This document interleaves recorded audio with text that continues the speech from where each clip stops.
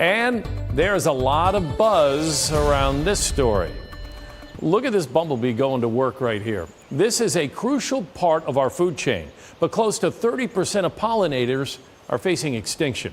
Chief Investigative Reporter Berkeley Brean is live at a pollinator garden in Brighton. Burke, that's part of the solution to keep the bees alive. It is, Brett, and what's key here is that they're all native plants to New York, and so these plants here naturally fit with the native bees and butterflies in New York, part of the food chain that we deal with. And the seeds for what you see here get grown at Seneca Park Zoo. Yeah, so we're standing in front of the garden that we have at the zoo. This is foxglove beardtongue.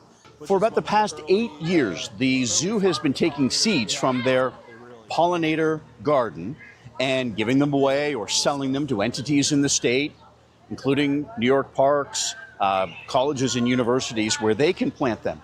And right now, after about 8 years, they've got 125 acres of gardens just like this to help the pollinators.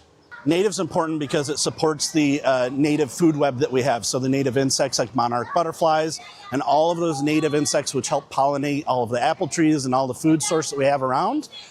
The DEC says more than a third of the pollinators in New York are at risk of extinction. The decline started 50 years ago. A report by Environment America says New York is doing better. A honeycomb map of the country says New York allows only certified applicators to buy neonic pesticides. What can it still do?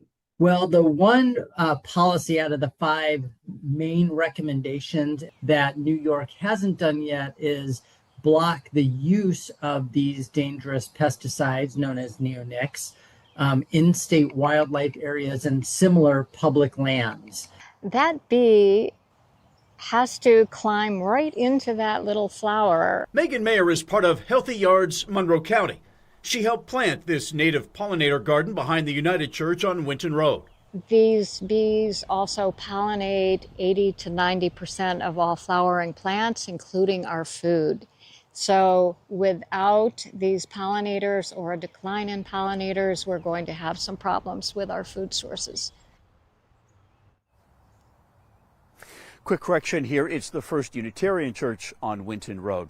Brett, those neonics, they are in the coating on seeds. They get into the tissue of the plant, and they're basically poison for bees. And says that's why lots of people who believe in this believe it's very important that they get eliminated from the state of New York. But a lot of farmers, huge farms, use them.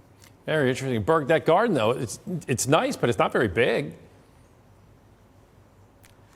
Yeah, it's not very big, and so and the other thing they say is bees don't travel very far. So the hope is that the homeowners here and in all the communities and schools and businesses, government buildings will plant similar gardens so that there's a network of these gardens around and the bees can go from one to the other. And they believe that using native plants is important because they think they've evolved the same way the bees and butterflies have, and so they fit together like a puzzle. Very interesting. I just put a bunch of catmint plants in my garden, and they're pollinators, and I've already started seeing the bees as well. Burke, thank you very much.